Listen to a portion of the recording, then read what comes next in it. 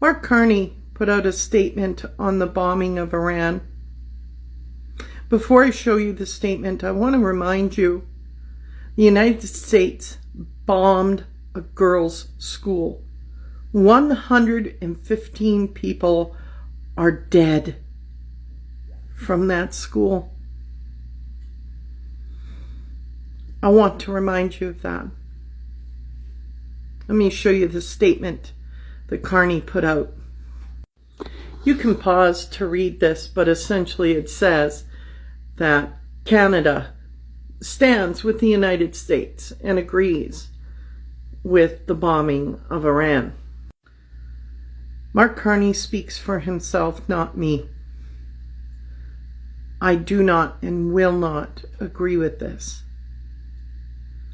And as a result of this statement, I will never, ever vote Liberal again. If the party doesn't speak out against this, if the party remains silent and just toes the line, I will never, ever vote for that party again. Mark Carney agrees with the bombing of children. Let that sink in. Mark Carney's statement that Canada is blindly supporting the United States in its illegal and unjustified war on Iran, it feels like a punch to the gut. It feels personal. It feels like a betrayal, because I was one of those people who was out supporting Mark Carney when he gave his speech at Davos, when he talked about the importance of adhering to a rules-based order, the importance of nations respecting each other's sovereign borders. And here he is breaking all of the things he said at Davos, throwing those values overside and blindly supporting an unjustified and illegal war, because there is no justification for it. If you look at the clips of Benjamin Netanyahu over the last 30 years, you'll find him claiming that Iran is mere weeks away from developing a nuclear bomb. There is no independent evidence verifying exactly what Iran does and doesn't have. And there is absolutely no evidence today showing that Iran has ballistic weapons that can reach the United States. So what Mark Carney is essentially doing here is pandering to the United States, and pandering, I fear, to internal voting blocs within Canada, the Iranian Canadians and the Israeli Canadians who want to see the United States go to war. And I fear that what we're witnessing here is a jettisoning of the values that Mark Carney wants us to believe that he has, but he's unwilling to follow. This feels like a personal punch to the gut. Canada's position on the developments in the Middle East remains clear. The Islamic Republic of Iran is the principal source of instability and terror throughout the Middle East. It has one of the world's worst human rights records and must never be allowed to obtain or develop nuclear weapons. Canada supports the United States acting to prevent Iran from obtaining a nuclear weapon and to prevent its regime from further threatening international peace and security. And the Canadian government urges the protection of all civilians in this conflict. Alright family, welcome back once again to the channel. I hope you are doing great wherever you are watching this episode from now. Mark Carney's statement and adding on it a speech on declaring support, or rather Canada declaring support on United States and Israel striking and bombing Iran has sparkled a lot of debates within Canadian social media. Canadians are expressing their outrage, terming it as Mark Carney does not speak for real Canadians. They say they shouldn't be supporting a country that is literally waking up a day and decide, you know what, today we are going to bomb Venezuela, the next day we are going to bomb Iran. What will be next? Will it be Canada or will it be Greenland? So they are saying Mark Carney does not speak for Canadians, and they are literally calling Mark Carney out, saying that they don't want to go in war with Iran. And apparently in this video, let's watch the whole Canadian reactions, them calling out Mark Carney and declaring not supporting what Mark Carney's statement was saying, and then we shall be commenting about it. I think Canada's response to the war in Iran is interesting. At Davos earlier this year, Prime Minister Mark Carney told a story. He quoted Václav Havel, a shopkeeper in communist Czechoslovakia, who puts a sign outside his window every morning that reads, "Workers of the world unite," which is a communist slogan. He doesn't believe it. His customers don't believe it, but he hangs a sign anyway, because not hanging it would draw too much attention from the communist regime. And that's how a communist system survives, through ritual compliance. And Carney used that story to make a bigger point. He said the post-Cold War world order is rupturing. The rules-based system we relied on is fragmenting. Great powers like the United States are acting unilaterally. The old assumptions are breaking down. And in that moment, Carney said middle powers need to unite. Countries like Canada cannot simply assume stability will hold. We need new coalitions, new partnerships, new forms of cooperation. He also said that if you're not at the table, you're on the menu. In a world where great powers make the rules, countries that don't actively shape decisions will have decisions made for them. That was his speech, and everyone loved it. Then war broke out yesterday. The United States launched strikes on Iran. We saw European leaders respond cautiously. They urged restraint. They called for de-escalation, diplomacy, negotiation, not war. But Canada's Mark Carney's response was different. He reaffirmed Israel's right to defend itself and to ensure the security of its people. He said Canada supports the United States acting to prevent Iran from obtaining a nuclear weapon and to prevent its regime from further threatening international peace and security. Which brings us back to the shopkeeper. At Davos, Carney warned about living within comforting narratives while the structure underneath shifts. He warned about repeating slogans that no longer reflect reality. He said the old order is breaking. But when the moment came, when conflict erupted, and most European leaders emphasized restraint, Canada stepped forward in support of Washington's framing. If middle powers are supposed to unite in a fractured world, why did Canada stand apart from its European peers? And if the old order is over, why did our language sound so familiar? Is Mark Carney the only shopkeeper left still placing a sign in the window each morning because to not do so would draw too much blowback from the United States? Perhaps Carney's vision of a world with the united middle powers hasn't had time to materialize, and he realizes that he was not at the table when this war was being planned. Hanging the sign outside of Canada's window is to make sure we don't end up on America's menu. This has to be one of the most shameful and appalling statements I've seen come from a Canadian Prime Minister, at least in my lifetime. Basically giving his full-throated support to the attack by Israel and the United States on Iran today, despite the fact that it's utterly unconstitutional, no congressional involvement. Trump has described it as a war. This isn't anything other than an actual war. And the statement isn't even accurate because he talks about, despite all diplomatic efforts, Trump is the one that voided the nuclear agreement that was in place.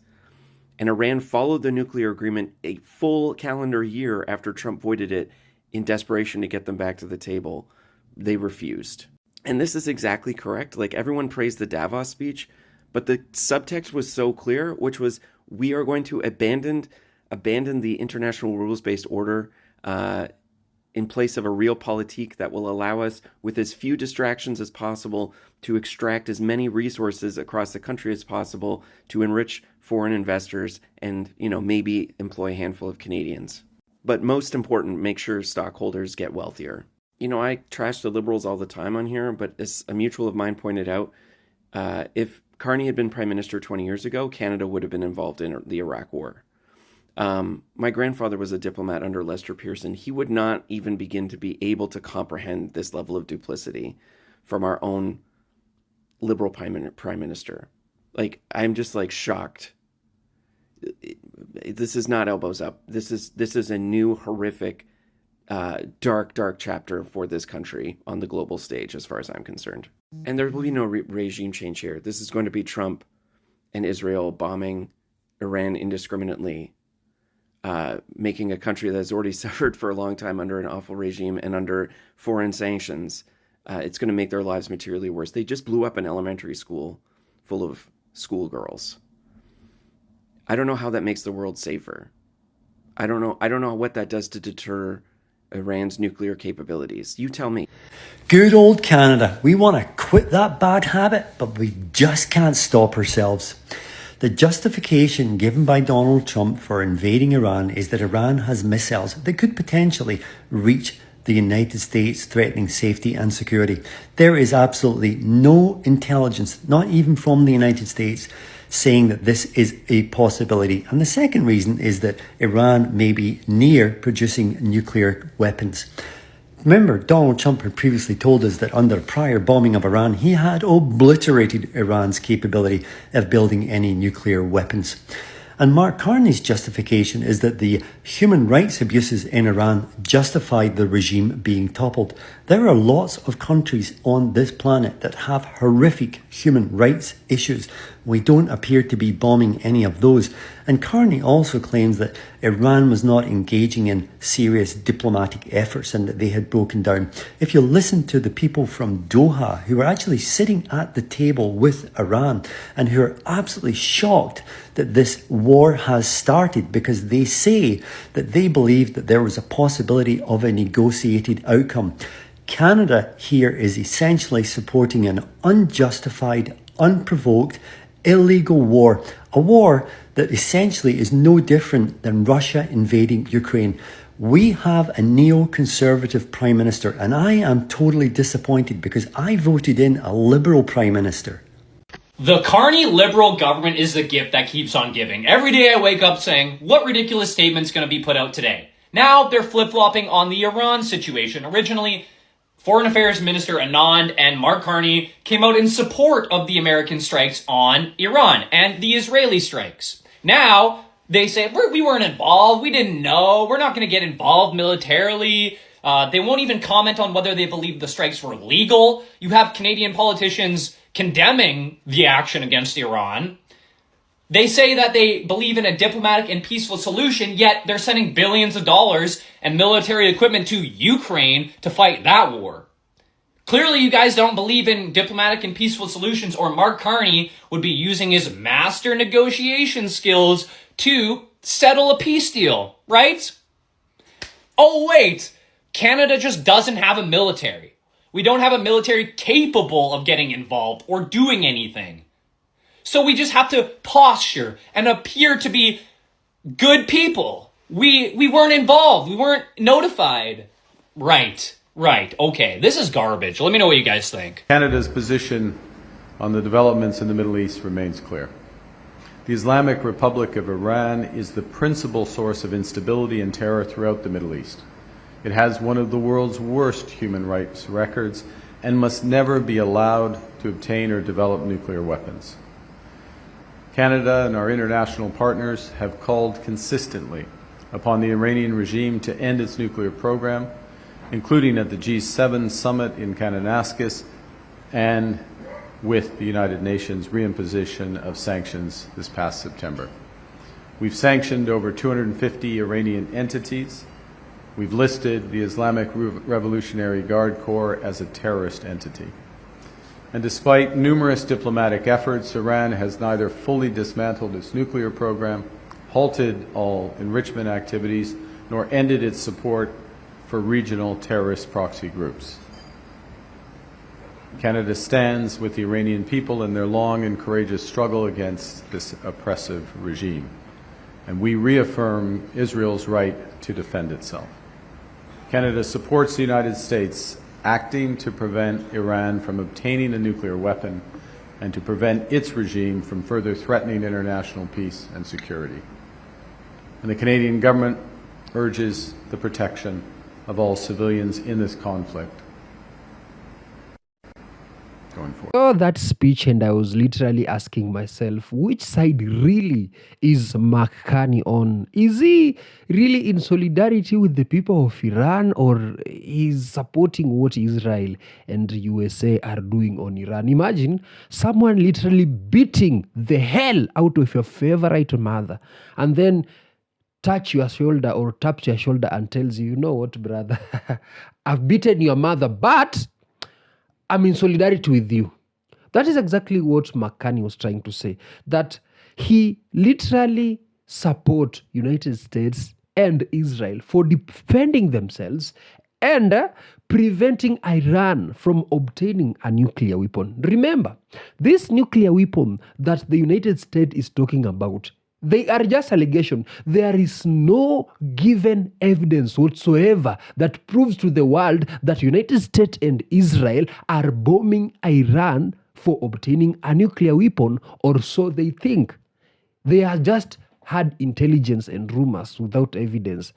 And they've decided, before we confirm those allegations, let's start bombing them. And apparently, they were targeting those military bases and those nuclear warheads, right? But now we have now casualties. Civilians are being held up on the mix. They are bombing schools. Apparently, we've had a girls' school was bombed through the coast. And this now leaves the question, what does McCartney mean by we are in solidarity with the people of Iran from liberating themselves, or from United States and America liberating Iran from this oppressive regime? Well, maybe, I don't know, but what do you guys think? Because this thing is so much complicated. But according to Canadians now, Canadians are saying, yes, we know. Maybe you are trying to be on the right side of the track with the United States, but speak what you want to speak. Write the statements that you want to write and post them. We don't care. You don't speak for real Canadians. What McCartney was saying, Canadians are saying, does not represent what Canadians think. Those statements are according to Canadians.